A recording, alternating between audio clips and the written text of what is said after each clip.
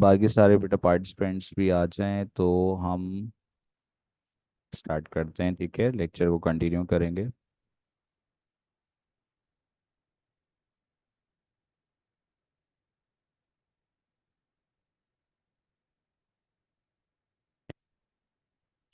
अभी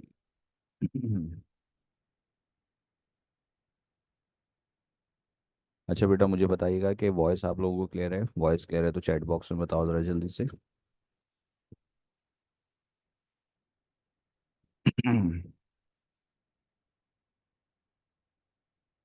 हाँ ठीक है बेटा, थैंक यू सो मच। तो आप लोगों के पास बेटा जी जो वायर है वो वायर हम लोग डिस्कस कर रहे थे। ठीक है बेटा, थैंक यू। वॉइस आप लोगों को क्लियर है, अब आप लोगों की स्क्रीन पर आ रहा होगा। अच्छा, अब मुझे बताइएगा अगर एनिमेशन इन प्ले होती है तो ठीक है, अगर नहीं भी होती तो मैं आपको वहाँ पर फिर समझा दूंगा और फिर मैं आपके साथ ये शेयर कर लूँगा। वीडियोस आपको भेज दूंगा तो आप लोग इसमें देख लीजिएगा, इन केस अगर आपको ये स्क्रीन पर शो नहीं होता। ठीक है। अच्छा, अब मैं एनिमेशन को प्ले करूंगा बेटा। अगर एनिमेशन आपके पास प्ले होती है, आपके पास शो होगी तो फिर आप मुझे बताइएगा।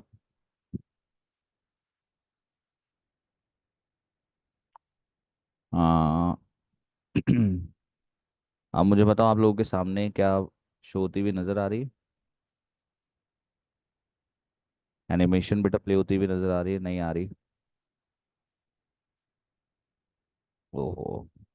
अच्छा चलो सही है बेटा, फिर इसको हम लोग एक काम करते हैं, इस एनिमेशन को हम लोग छोड़ते हैं, रहने दीजिएगा। फिर मैं आप लोगों को इसको भेज दूंगा, उसके अंदर बेटा मैं पार्ट्स के साथ ना वीडियो आपके ग्रुप पर शेयर कर दूंगा। उसमें आप लोग देख लीजिएगा पार्ट्स के साथ वो किस किस बात को एक्सप्लेन कर रहे हैं। ठीक है, आप लोग देखेंगे क्लियर हो जाएगा। फिर मैं नेक्स्ट टाइम से देखूंगा कि इसमें क्या इशू आ रहा है, फिर उसको हम लोग रिजॉल्व कर लेंगे।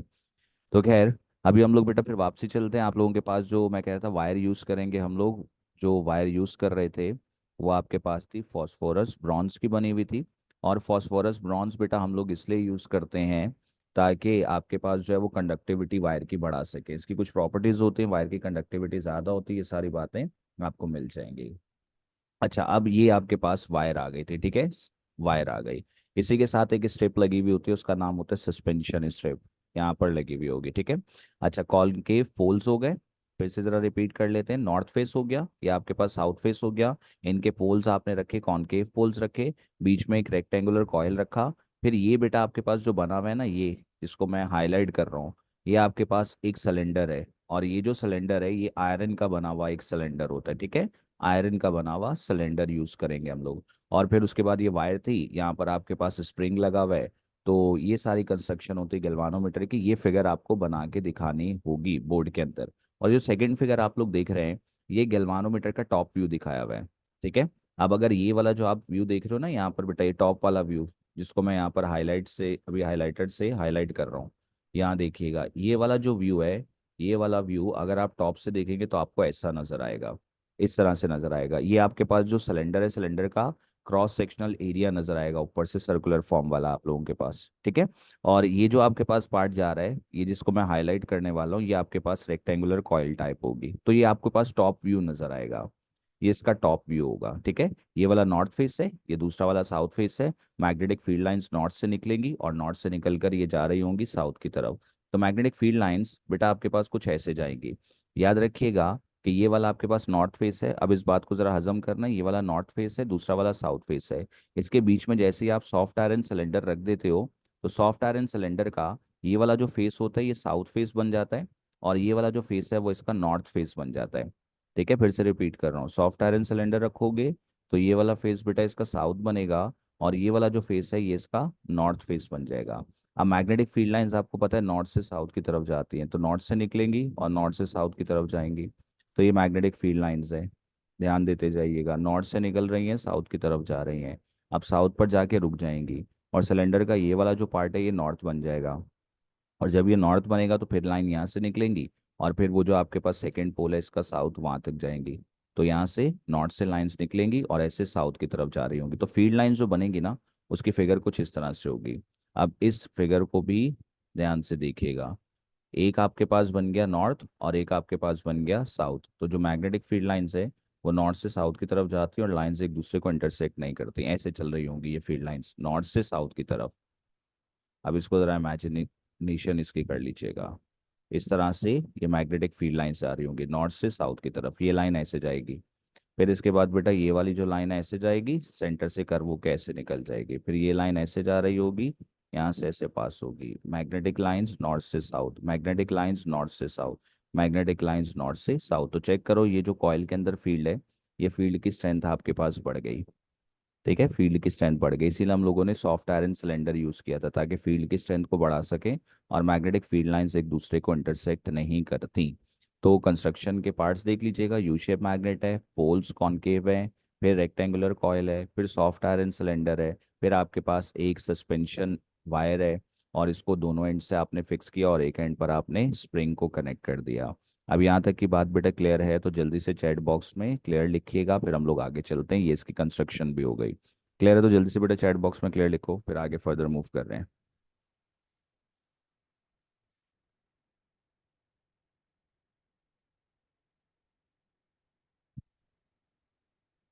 गुड बेटा, बाकी सब बेटा बता दीजिएगा। गुड, तो यहाँ पर हम लोगों ने ये बात सीखी कि आपके पास गैल्वानोमीटर की कंस्ट्रक्शन में कौन कौन से पार्ट्स आपके पास यूज़ हो रहे हैं। और अब हम लोग इसकी बेटा वर्किंग को डिस्कस करेंगे। इसकी जो वर्किंग है उस पर जा रहे हैं। वर्किंग के लिए सबसे पहले थ्योरी और वर्किंग में आप लोग बेटा ज़रा बातें सीखते जाइएगा। सबसे पहला पॉइंट आपने ये याद रखना है कि जैसे बेटा गैल्वानोमीटर की कॉयल में से अभी हमने एक रेक्टेंगुलर कॉयल देखी थी, उसी के साथ पॉइंटर लगा हुआ होता है। ठीक है, कॉइल के साथ पॉइंटर लगा हुआ है। मैं ज़रा पहले जो फिगर बनाई थी उसको ज़रा दोबारा से आपके सामने लेकर आ रहा हूँ ताकि आप लोग उसको देखें।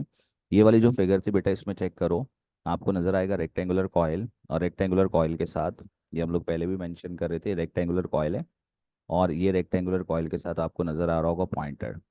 ठीक है, सबसे पहले होता ये है कि जैसे ही आप लोग करंट को इंटर करते हो, अब ज़रा यहाँ देखिएगा, आपको नज़र आ रहा होगा बेटा एक टर्मिनल ये है, इसको मैं हाईलाइट कर रहा हूँ, ये वाला ज़रा टर्मिनल सारे फोकस कीजिएगा। एक टर्मिनल ये है, करंट के जाने का रास्ता होता है, एक एक करंट जाने का रास्ता होता है, इस तरह से करंट यहाँ तक पहुँचता है, ये स्ट्रिप लगी हुई है, और फिर यहाँ से निकल के करंट वापसी आता है, ये सेकंड रास्ता आपको नज़र आ रहा होगा। तो यहाँ से करंट जा रहा है और यहाँ से करंट वापसी आ रहा है।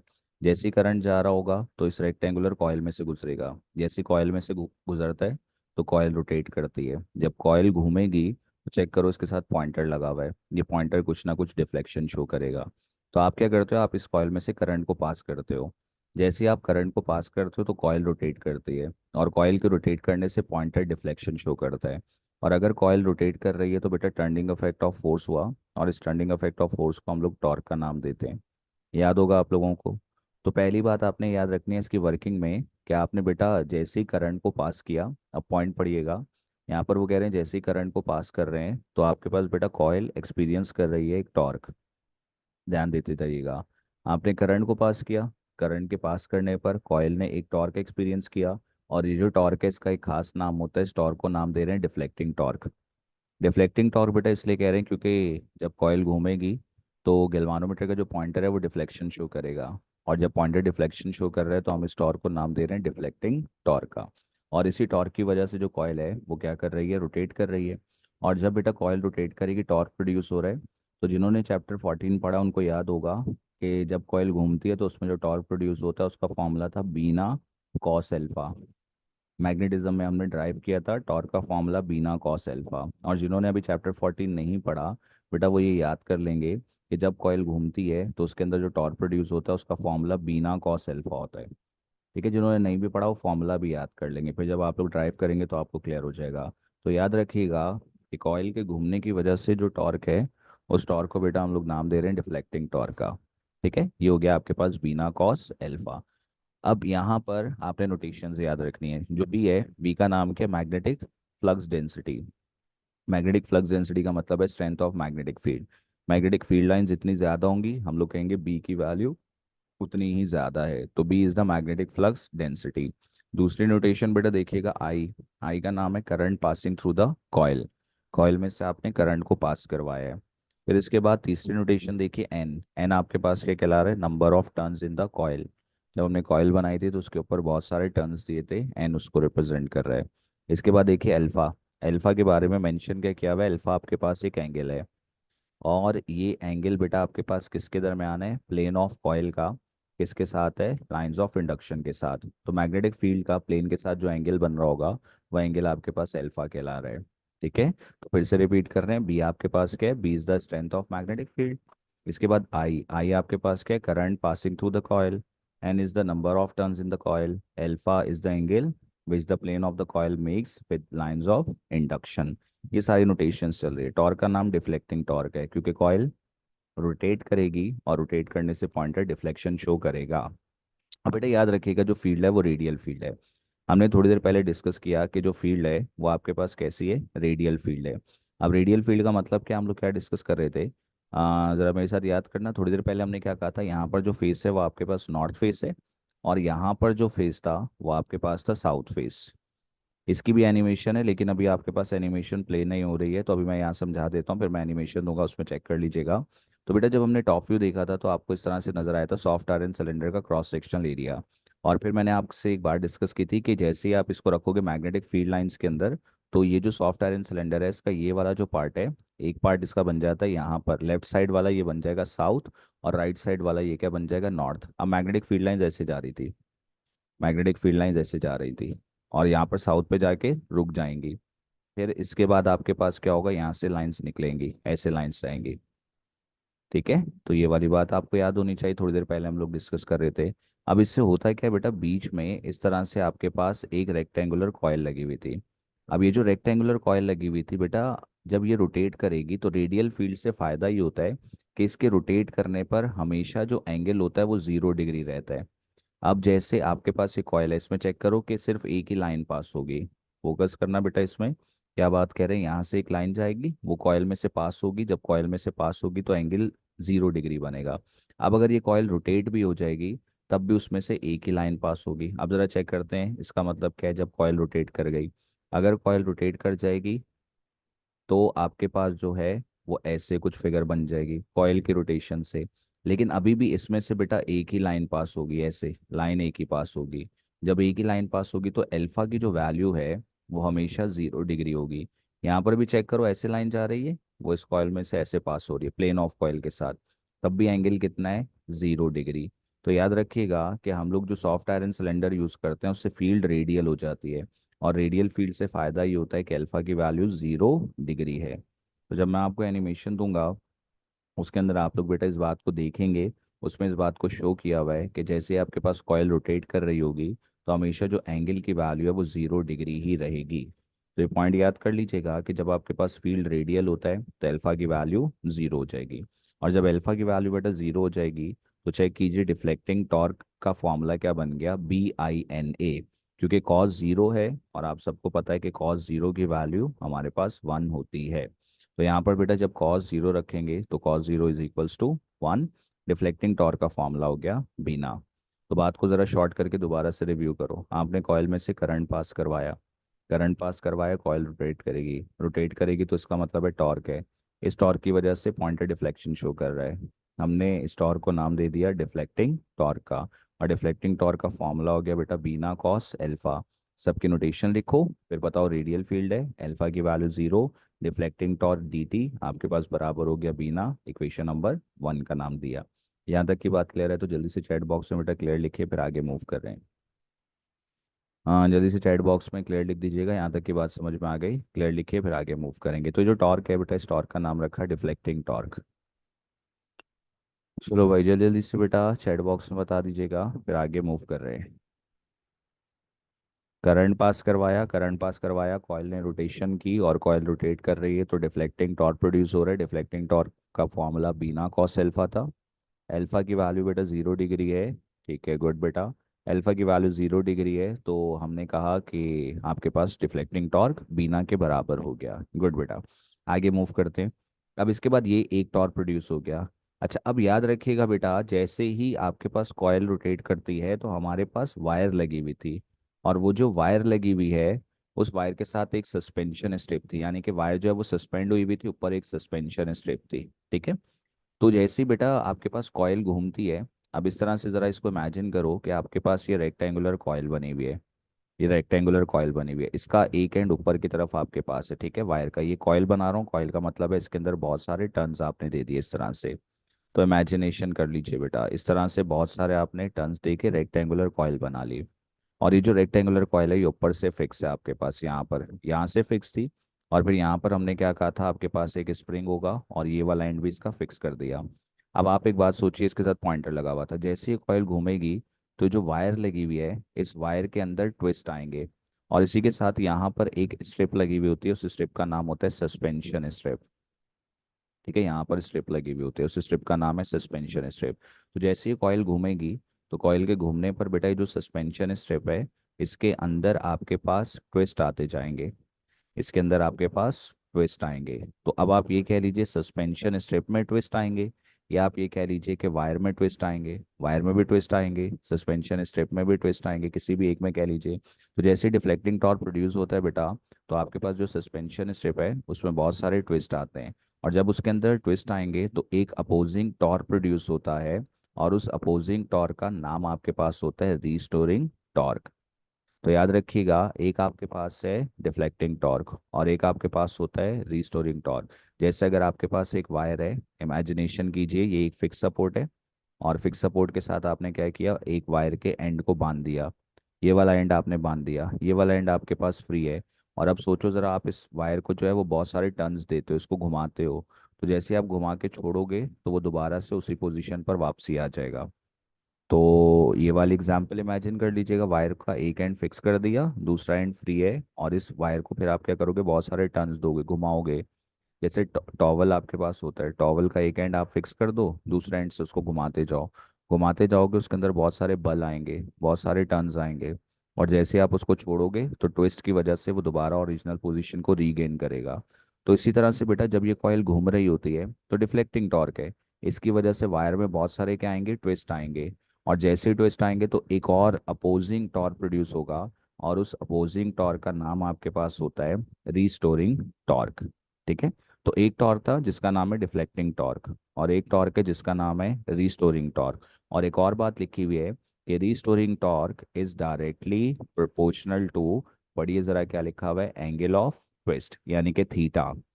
जितने ज़्यादा आपके पास बेटा ट्विस्ट आते जाएंगे, जितने ज़्यादा इस वायर में ट्विस्ट होंगे उतना ही ज़्यादा रीस्टोरिंग टॉर्क होगा, और जितने कम आपके पास ट्विस्ट आएंगे उतना ही कम आपके पास रीस्टोरिंग टॉर्क होगा। तो रीस्टोरिंग टॉर्क इस बात पर डिपेंड करता है कि एंगल ऑफ ट्विस्ट कितना है, अगर ज़्यादा ट्विस्ट दे रहे हो तो उसमें रीस्टोरिंग टॉर्क भी ज़्यादा प्रोड्यूस होगा, और अगर आप कम ट्विस्ट दोगे तो रीस्टोरिंग टॉर्क भी कम प्रोड्यूस होगा। तो पहला जो टॉर्क है उसका नाम था डिफ्लेक्टिंग टॉर्क, उसको अपोज करने के लिए एक और टॉर्क प्रोड्यूस हुआ, और इस टॉर्क का नाम आपके पास है री स्टोरिंग टॉर्क। पहले ज़रा मुझे बताइए, अगर चैट बॉक्स में ये बात क्लियर है तो जल्दी से क्लियर लिखिए, फिर इसका मैथमेटिकल वर्क देखेंगे। कॉइल बेटा रोटेट कर रही, कॉइल रोटेट करने पर डिफ्लेक्टिंग टॉर्क है, उसको अपोज करने के लिए वायर में ट्विस्ट आए तो एक और टॉर्क प्रोड्यूस हुआ, और उस टॉर्क को हमने नाम दिया है रीस्टोरिंग टॉर्क। ठीक है बेटा, गुड। बाकी सभी बेटा जी बताते जाएगा। तो हमारे पास यहाँ पर दो बातें हो गई, एक डिफ्लेक्टिंग टॉर्क और एक रीस्टोरिंग टॉर्क। ठीक है बेटा, थैंक यू। तो आगे फर्दर मूव करते हैं, ये आपके पास हो गए दो तरह के टॉर्क हो गए। चलें अब जरा इसका मैथमेटिकल वर्क देखते हैं। हमने ये बात डिस्कस कर ली कि वायर में ट्विस्ट आते जाएंगे, वायर में ट्विस्ट आएंगे, एक अपोजिंग टॉर्क प्रोड्यूस होगा which is known as restoring torque. फिर इसके बाद बेटा रीस्टोरिंग टॉर्क का फॉर्मूला देख लेते हैं। रीस्टोरिंग टॉर्क का फॉर्मूला आपके पास क्या है, restoring torque is directly proportional to theta. थोड़ी देर पहले हम लोग इसी बात को डिस्कस कर रहे थे कि रीस्टोरिंग टॉर्क बेटा डिपेंड करता है कि कितने ज़्यादा ट्विस्ट आ रहे हैं, अगर ट्विस्ट ज़्यादा आएंगे तो रीस्टोरिंग टॉर्क भी ज़्यादा होगा, तो रीस्टोरिंग टॉर्क और थीटा दोनों का रिलेशन डायरेक्ट हो गया। अब इसके बाद जब ये साइन ऑफ प्रोपोर्शनैलिटी हटाएंगे तो इज इक्वल्स टू और कांस्टेंट लगता है। अब यहाँ पर बेटा जो कांस्टेंट आप यूज़ कर रहे हो, देखिए वो कांस्टेंट आपने कौन सा लगाया है, सी। सी कांस्टेंट है। आर टी रीस्टोरिंग टॉर्क को रिप्रेजेंट कर रहा है, पहले डी टी था डिफ्लेक्टिंग टॉर्क, और ये आपके पास है रीस्टोरिंग टॉर्क। तो बेटा रीस्टोरिंग टॉर्क किसके बराबर हो गया, सी थीटा। अभी जो सी है इस सी का नाम है, ये सी आपके पास एक कांस्टेंट है, आपके बुक के अंदर मेंशन है, हम एक कांस्टेंट यूज़ कर रहे हैं। ये जो सी है ये आपके पास एक कांस्टेंट है। अच्छा, अब ये सी कांस्टेंट है और ये दो बातों पर डिपेंड करेगा। पढ़िए ज़रा, पहला पॉइंट आपने क्या लिखा है, नेचर ऑफ वायर। वायर पर डिपेंड करता है कि वायर कैसी है। अब वायर अलग अलग तरह की होती है, कुछ सॉफ्ट वायर होते हैं और कुछ आपके पास हार्ड वायर्स होती हैं। तो वायर की नेचर पर भी डिपेंड कर रहा है, अगर सॉफ्ट वायर होगी तो उसके अंदर ट्विस्ट ज़्यादा आ जाएंगे, अगर कोई हार्ड वायर है तो उसके अंदर फिर ट्विस्ट कम आते हैं। तो नेचर ऑफ वायर पर सी की वैल्यू डिपेंड करती है। दूसरा, सी की वैल्यू बेटा डिपेंड करती है dimensions of wire. Dimension of wire का मतलब ये है कि जो आप वायर कंसीडर कर रहे हो उस वायर की लेंथ कितनी है। कॉइल बनाने के लिए जो वायर हमने लगाई थी ना, उसकी लेंथ कितनी है। फिर इसके बाद बेटा आपके पास उस वायर का डायमीटर कितना है। फिर इस बात पर डिपेंड करता है कि वायर का रेडियस कितना है। लेंथ हो गई, डायमीटर हो गया, रेडियस हो गया, इन सबको मिला के हम एक वर्ड यूज़ करते हैं और वो है डायमेंशंस का। तो ये जो सी है बेटा डिपेंड करता है नेचर ऑफ वायर पर, और सी डिपेंड किस पर करेगा, डायमेंशंस ऑफ वायर पर। तो सी कांस्टेंट है और हमने इसकी डिपेंडेंस देख ली। अब इसके बाद अगर इस सी को डिफाइन करना है तो कोई मुश्किल बात नहीं है, आप बेटा इसका फॉर्मूला अरेंज कर लो। मुझे बताओ अगर मैं सी का फॉर्मूला बनाता हूँ तो सी का फॉर्मूला क्या बनेगा। सी का फॉर्मूला बनेगा आर टी अपॉन थीटा। ठीक है, सी का फॉर्मूला बन गया R T upon theta. R T का नाम आपको याद है, R T is the restoring torque.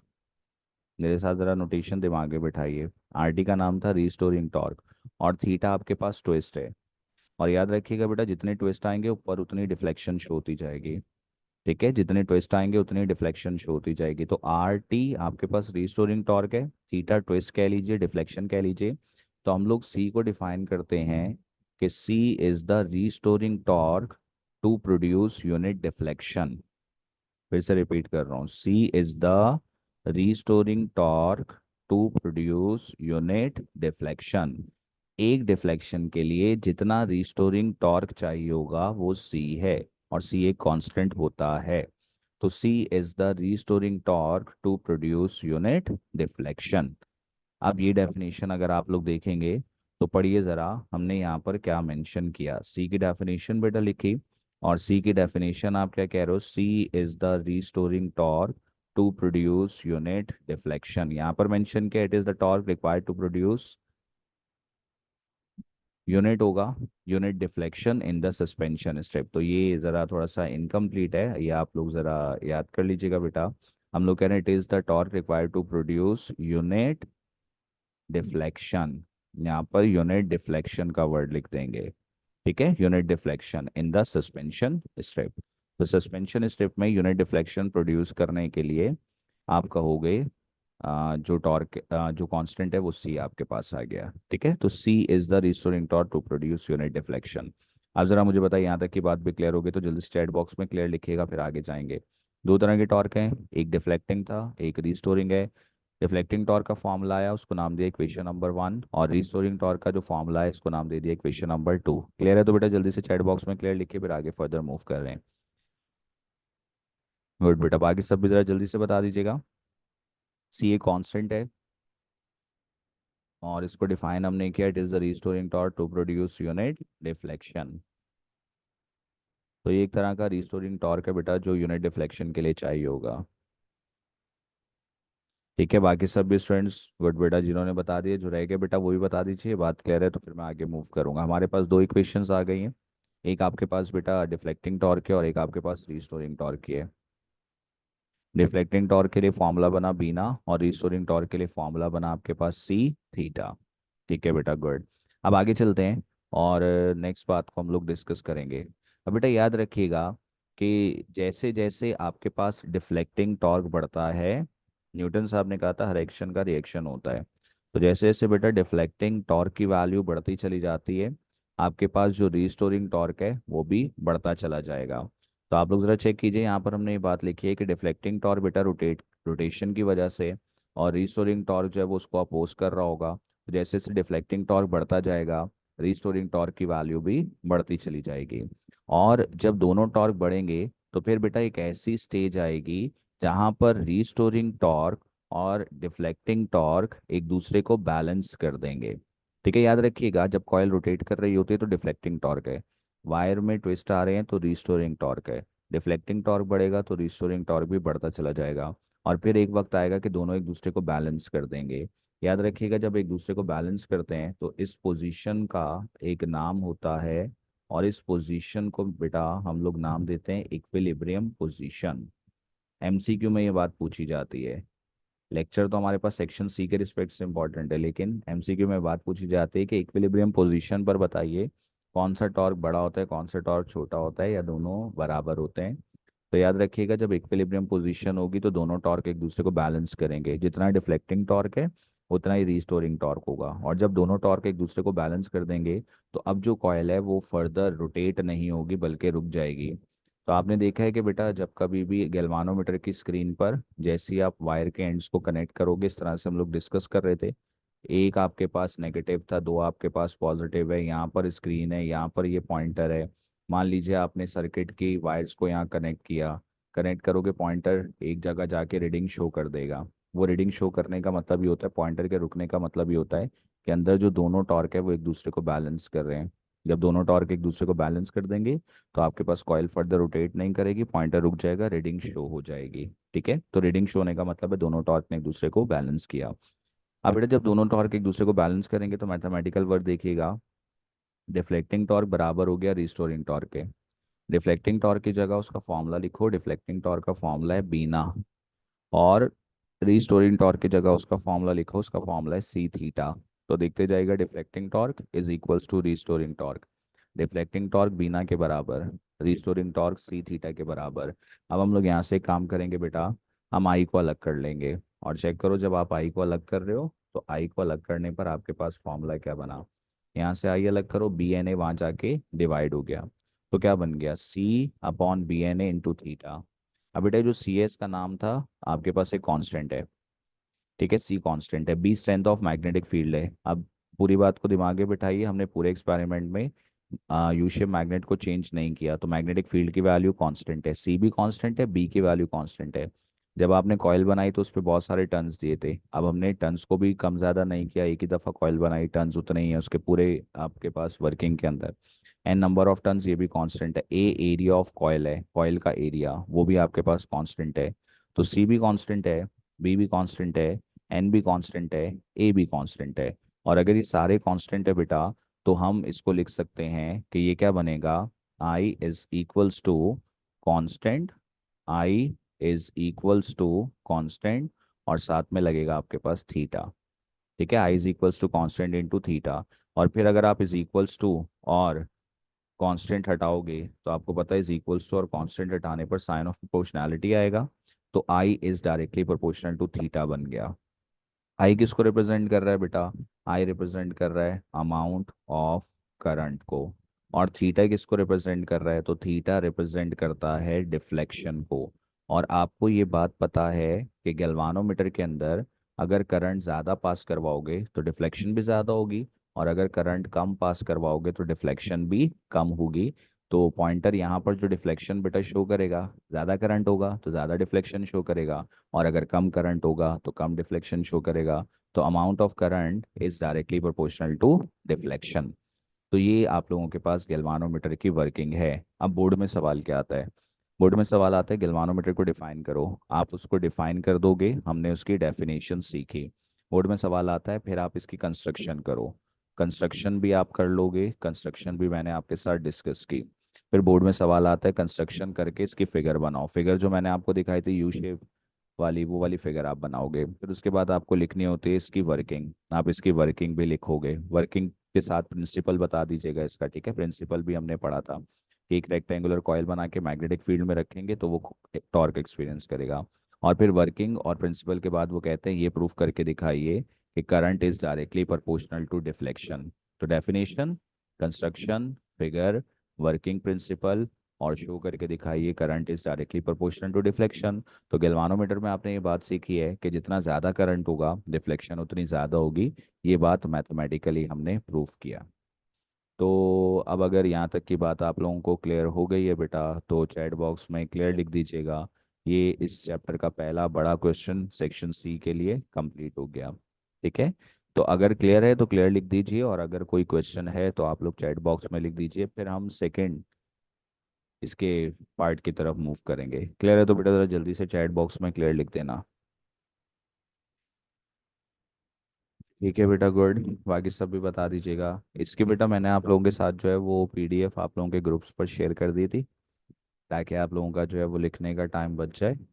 आप यहाँ से समझ लीजिएगा, लर्निंग का टॉपिक है बेटा, कोई मुश्किल टॉपिक नहीं है। ये सारी बातें समझ में आ गई तो आप सीक्वेंस वाइज अपनी वर्डिंग्स में भी लिख सकते हो, और स्कोर आपके पास इस टॉपिक में इजीली आ सकता है। ठीक है, गुड बेटा, तो बाकी जो रह गए बेटा वो भी चैट बॉक्स में बता दीजिएगा, ताकि फिर हम लोग आगे मूव करें। अगर कोई क्वेश्चन है तो बता दीजिए, और अगर कोई क्वेश्चन नहीं है तो फिर आगे हम इसके बाद इसकी नेक्स्ट टर्म को क्लियर करेंगे। ठीक है बेटा, गुड। तो अब बेटा आगे फर्दर मूव कर रहे हैं। ये गैल्वानोमीटर का क्वेश्चन सेक्शन सी के रिस्पेक्ट से कंप्लीट हो गया। अब जो बात हम लोग डिस्कस कर रहे हैं बेटा, वो एक टॉपिक है जो सेंसिटिविटी का है। और सेंसिटिविटी का जो टॉपिक आपने कवर करना है बेटा, ये सिर्फ और सिर्फ आपको पढ़ना है एमसीक्यू के लिए। ठीक है, सेंसिटिविटी में से कोई एमसीक्यू वो आपसे पूछ सकते हैं। इसमें कोई लंबी चौड़ी कहानी नहीं है, एक डेफिनेशन है, उस डेफिनेशन से रिलेटेड वो आपसे एमसीक्यू बना सकते हैं यहाँ पर। तो सेंसिटिविटी का मतलब क्या होता है? देखो, सेंसिटिविटी की डेफिनेशन पहले पढ़िएगा। हम लोग इसको डिफाइन क्या कर रहे हैं? हम कह रहे हैं sensitivity is the amount of current. अच्छा, इसमें घूमना नहीं, इसमें पहले ज़रा पढ़ लेना, समझ लेना, फिर इसके बाद इसमें पार्टिसिपेट करना है आप लोगों ने। इसमें कह रहे हैं बेटा, the amount of current required to produce unit deflection. ऐसा करंट जो यूनिट डिफ्लेक्शन के लिए चाहिए होगा, उसको हम लोग नाम किसका दे रहे हैं? सेंसिटिविटी का। वो अमाउंट ऑफ करंट जो एक डिफ्लेक्शन के लिए चाहिए हो, यूनिट डिफ्लेक्शन के लिए चाहिए हो, उसका नाम क्या है? सेंसिटिविटी। सेंसिटिविटी का फॉर्मूला अगर मैं बना रहा हूँ तो ज़रा स्क्रीन पर देखिए मैं क्या कह रहा हूँ बेटा। S is equals to I upon theta. S is the sensitivity. Sensitivity is the amount of current to produce unit deflection. एक डिफ्लेक्शन के लिए जो करंट देंगे उसका नाम आपके पास होता है सेंसिटिविटी। पहले डेफिनेशन दिमाग में बैठाओ। मैं बार बार सेंटेंस इसलिए बोल रहा हूँ क्योंकि ये डेफिनेशन समझ में आएगी तो आगे आप आंसर कर पाएंगे। हम कह रहे हैं बेटा, वो करंट जो कि रिक्वायर्ड होगा ताकि हम एक यूनिट डिफ्लेक्शन कर सकें, उसको आप नाम दे रहे हो सेंसिटिविटी। तो sensitivity is the amount of current required to produce unit deflection. अब आपसे एक सवाल होगा, जरा सारे बेटा मेंटली प्रेजेंट रहिएगा। दो गैल्वानोमीटर्स हैं। पहला गैल्वानोमीटर मान लीजिए ए है, और दूसरा गैल्वानोमीटर आपके पास आ गया बी। पहले कंडीशन समझ लीजिएगा, फिर आपने आंसर करना है। दो गैल्वानोमीटर है। अच्छा, यहाँ पर इसका भी ये जीरो है, और फिर इसके बाद यहाँ पर इसकी भी लाइंस चल रही हैं, डिफ्लेक्शन पॉजिटिव एक तरफ नेगेटिव। यहाँ पर बेटा इसका भी ये जीरो आ गया, यहाँ पर कुछ लाइंस चल रही हैं और कुछ लाइंस यहाँ पर चल रही हैं। ठीक है, अब मान लीजिए इस वक्त जो पॉइंटर है इसका वो जीरो पर है, इसका भी जो पॉइंटर है इस वक्त वो जीरो पर है, तो दोनों के पॉइंटर जीरो पर हैं। ये गैल्वानोमीटर ए आ गया, ये गैल्वानोमीटर बी आ गया। मान लीजिए बेटा, इस गैल्वानोमीटर में ए और बी दोनों की बात कर रहे हैं। पहले गैल्वानोमीटर ए में मैंने करंट पास करवाया 30 mA, लेट सपोज। और जैसे ही मैं 30 mA पास करवाता हूँ तो ये यूनिट डिफ्लेक्शन शो करता है। 30 mA पर यूनिट डिफ्लेक्शन शो करता है। इसमें से करंट पास करवाता हूँ, और मान लीजिए करंट पास करवाया 50 mA। और जब आपने 50 mA का करंट पास करवाया तो यूनिट डिफ्लेक्शन हुई। तो इससे ज़रा कंडीशन दिमाग में बैठाइएगा, दोनों में यूनिट डिफ्लेक्शन हो रही है। यूनिट डिफ्लेक्शन का मतलब है ये भी जीरो से वन पर जा रहा है, और ये भी जीरो से वन पर जा रहा है। अच्छा, ये जीरो से वन पर जा रहा है कितने करंट में? 30 mA पर। और ये जीरो से वन पर जा रहा है बेटा कितने करंट पर? आपके पास 50 mA पर। आप सबसे सवाल ये मुझे बताइए, किस गैल्वानोमीटर की सेंसिटिविटी ज़्यादा है? ए की सेंसिटिविटी ज़्यादा है या बी की सेंसिटिविटी ज़्यादा है? ए की सेंसिटिविटी ज़्यादा है या बी की सेंसिटिविटी ज़्यादा? ए 30 mA पर यूनिट डिफ्लेक्शन दे रहा है, और बी 50 mA पर यूनिट डिफ्लेक्शन दे रहा है। सेंसिटिविटी किसकी ज़्यादा है वो बताइएगा, ए या बी?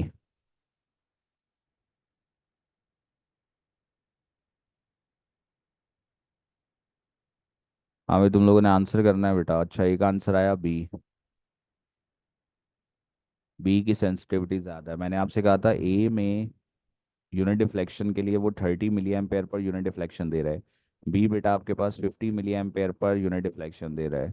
अब आपके पास बी भी आंसर आया, फिर ए आंसर आया। इफ्जा ने बी कहा था, नमता ने ए कहा है, और ये इन्फिनिक्स साहब जो है इन्होंने बी कहा है। अंजा कह रही है ए। सेंसिटिविटी पूछा, लिशवा का आंसर बी। फिर शहरोज साहब कह रहे हैं ए और बी दोनों। शहरोज कहाँ से आंसर लेकर आए? दोनों में से एक होगा भाई आपके पास। अच्छा भाई, अब ज़रा चेक कीजिए आप लोगों के पास। ठीक है, हम कह रही हैं ए, इरा कह रही हैं ए।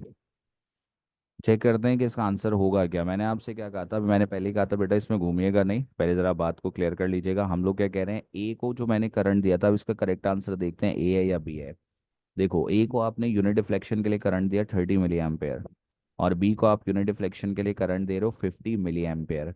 तो बेटा एक बात सोचिएगा कि जो सेंसिटिविटी है, सेंसिटिविटी की डेफिनेशन क्या है, वो अमाउंट ऑफ करंट जो यूनिट डिफ्लेक्शन के लिए देते हैं।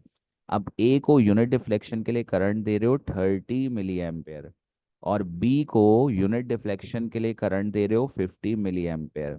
मैं बार बार आपसे कह रहा हूँ, जो सेंटेंसेज होंगे उसको ध्यान से बेटा समझिएगा।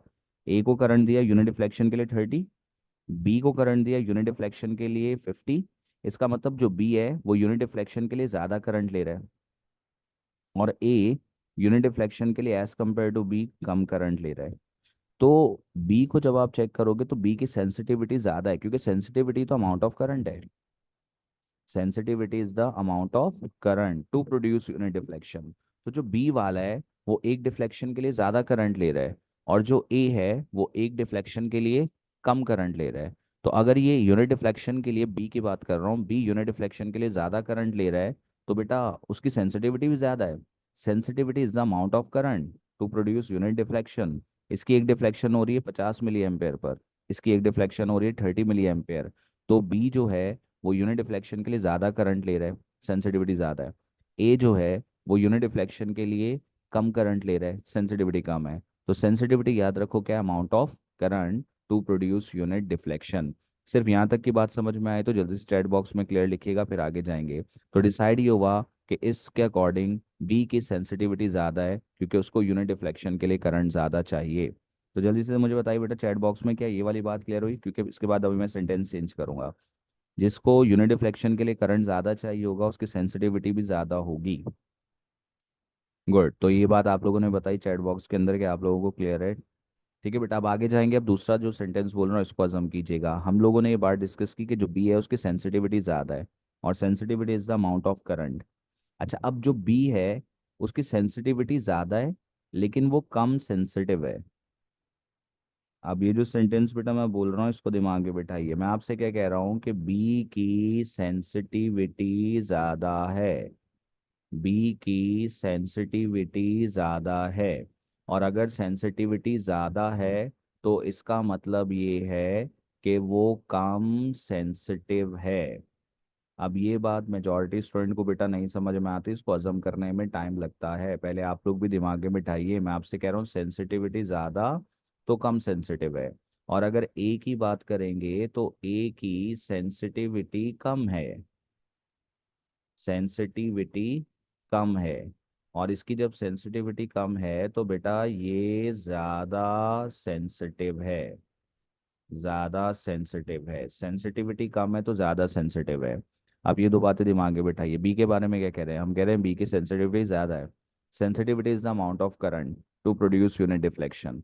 अब आप सोचिए, अगर बी के एक डिफ्लेक्शन करवाने के लिए आपको 50 मिली एम्पेयर देना पड़ रहा है, और ए की एक डिफ्लेक्शन के लिए 30 मिली एम्पेयर देना पड़ रहा है, तो हमने कहा बी की सेंसिटिविटी तो ज़्यादा है, लेकिन वो कम सेंसिटिव है। कम सेंसिटिव का मतलब ये है बेटा उसको ज़्यादा करंट देना पड़ रहा है तब यूनिट डिफ्लेक्शन हो रही है। ज़्यादा करंट दोगे तब यूनिट डिफ्लेक्शन होगी।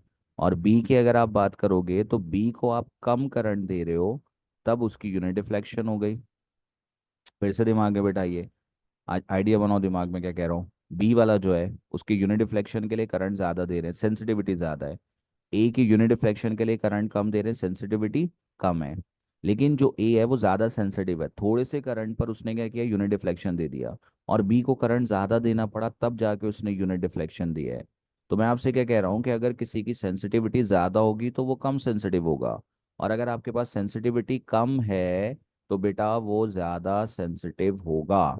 तो हम डिसाइड क्या करेंगे, ए और बी में से सेंसिटिविटी ज़्यादा किसकी है? जब आपसे कोई सेंसिटिविटी पूछे तो आपके दिमाग में आना चाहिए एक डिफ्लेक्शन के लिए करंट, और एक डिफ्लेक्शन के लिए करंट आप बी को ज़्यादा दे रहे हैं, बी की सेंसिटिविटी ज़्यादा है।